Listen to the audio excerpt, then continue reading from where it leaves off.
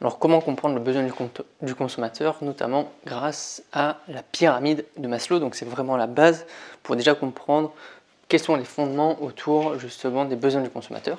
Donc on dit que le consommateur il a 5 besoins. Donc déjà les besoins physiologiques, donc c'est les besoins primaires de la personne comme manger, boire ou dormir. Les besoins de sécurité, donc là c'est plus lié justement à se sentir en sécurité, donc à avoir un toit pour dormir, donc l'habitation, à avoir un travail pour pouvoir gagner de l'argent et du coup subvenir à ses besoins, et avoir suffisamment de finances de côté pour pouvoir pallier à différentes difficultés, donc c'est bien gérer son budget notamment.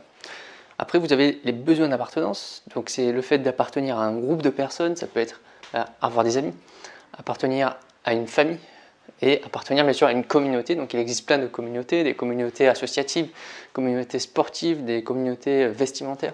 Donc il y a vraiment plein de choses au niveau de la communauté. Le tout c'est d'être dans un groupe et de se sentir justement intégré à ce groupe et pouvoir partager avec eux.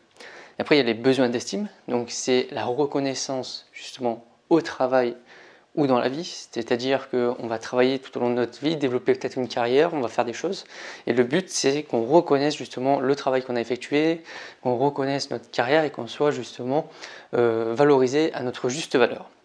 Et il y a ce qu'on appelle les besoins de s'accomplir, ce sont justement des objectifs personnels, de développement personnel de la personne, c'est le fait de développer une carrière, donc le fait de s'accomplir, réussir professionnellement parlant ou au niveau bien sûr personnel également.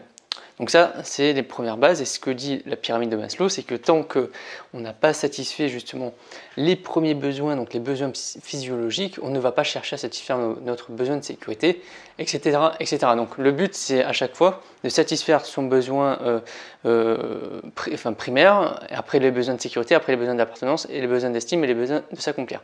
C'est-à-dire qu'a priori, la théorie justement de la pyramide de Maslow, c'est que tant qu'un individu n'aura pas satisfait les besoins qui sont en dessous, on ne pourra pas satisfaire le besoin que l'on recherche. Donc si on veut avoir un besoin d'estime, avant il va falloir satisfaire justement notre besoin d'appartenance, de sécurité et physiologique. Donc ça c'est justement c'était la théorie de Maslow, elle est de moins en moins vraie parce que certaines personnes mettent des priorités sur certains autres besoins, c'est-à-dire qu'ils préfèrent par exemple avoir de la reconnaissance mais être peut-être moins en sécurité, comme un entrepreneur par exemple qui n'aura pas forcément de salaire fixe mais qui a un besoin de s'accomplir, un besoin d'estime.